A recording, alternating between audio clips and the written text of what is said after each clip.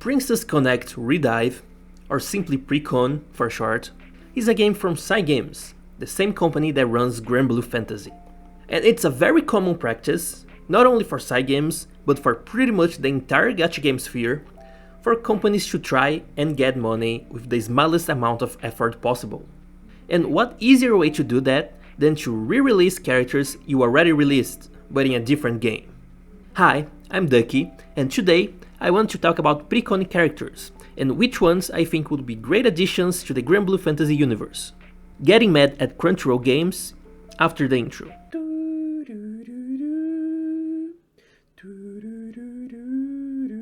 I used to play Priconne's global version, and I love it. The gameplay was a bit whatever, to be honest, but the story was just so good. I stopped everything to go read the new story event every time they released one. Every event had multiple CGs, a small action sequence video of about 1 minute or so, and a theme song with its own music video at the end. It was incredible. But alas, the global server is dead now. Point is, there are so many good characters in Priconne, and I really think some of them would do incredibly well in the Granblue universe. I think the Zoomers call this transferring over thing XP? I'm not sure, I heard it once. Anyway, for starters, let's check the precedents. Granblue has about 1 billion characters that are transfers from Rage of Bahamut. Most of them are kinda abandoned, but some really succeeded in getting a foothold in the Sky Realm. Grea and Anne, for example. On the other side of the coin, Priconne also got some Granblue transfers. Gita, Monica and Vikala are all in Landosol, so the point I'm making in this video is totally viable. And yeah, I know we had a Priconne collab event with the 3 Gourmet Guild girls, but that was simply a collab event, not a transfer, that doesn't count. With that out of the way, let's analyze the characters in Priconne. In a similar way to Granblue, they are divided into different races. The now defunct English translation used to call them human folk, beast folk, demon folk, elven folk, and dragon folk. Human folk are just humans. Beast folk is a very broad category, but it's about girls with animal characteristics. Ears, tail, sometimes even more. To transfer over a beast folk, making them Eruns seem like an obvious choice. You would need to do something about the tails though. Demon folk are usually characters with horns or some sort of monster-like characteristic. Most of them would very easily pass as drafts. Some of them would need some sort of, how do I put this? Upgrade to fit a draft's features. But as seen with Monica, that is definitely something they are willing to do. Elven folk are just elves, you know, pointy ears. And that's kind of a bummer, since we do not have any good way of adding an elf character to Granblue.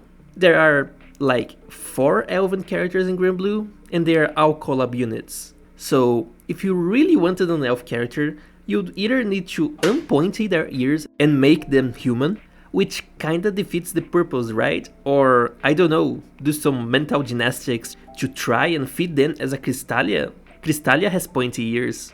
Lastly, dragon folk. Their main visual trait is having wings. They usually have some sort of horn and tail, but it's the wing that really stands out. This is also a hard sell.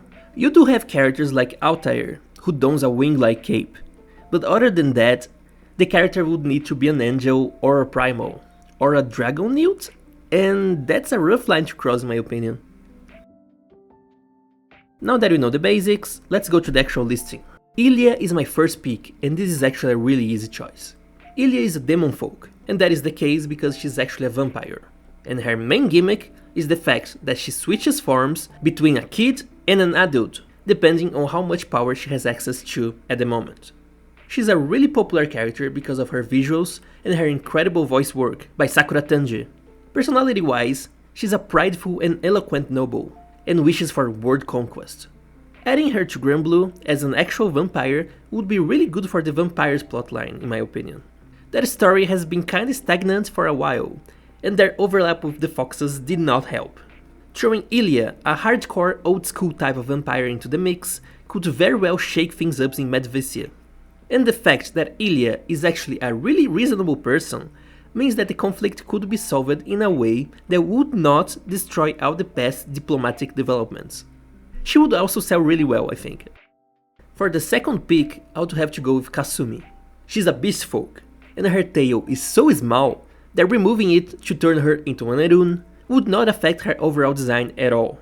Kasumi's main gimmick is that she's a detective, and a somewhat competent one at that. She's a charismatic character with a mysterious past and some internal turmoil. Her detective work relies mostly on her intellectual abilities, and her magical powers are focused on debuffing the culprit so he cannot escape. Being a small, fragile and smart detective, Kasumi would be the perfect counterpoint to Barawa, but in a different way from Saria. I imagine Kasumi as more of a friendly rival to him, and someone who could expand the detective world building without getting killed off. Rest in peace, cool designs. And with Shadow Noir getting a 5-star uncap this month, Cygames could be cooking some more development on this plotline. Also, she's voiced by Minaze Inori, and I'm a big Inori simp. For the third and last pick of this video, I'm going with Akino. Akino is a human folk character, and she's a rich merchant girl who is also a dumbass. I decided to pick Akino for two reasons. First, she's an lady. That's a stereotype that is surprisingly empty in Granblue, and I think every media should have one Ojo-sama laughing character. And second, because I think her personality would be really fun to follow along in Granblue setting.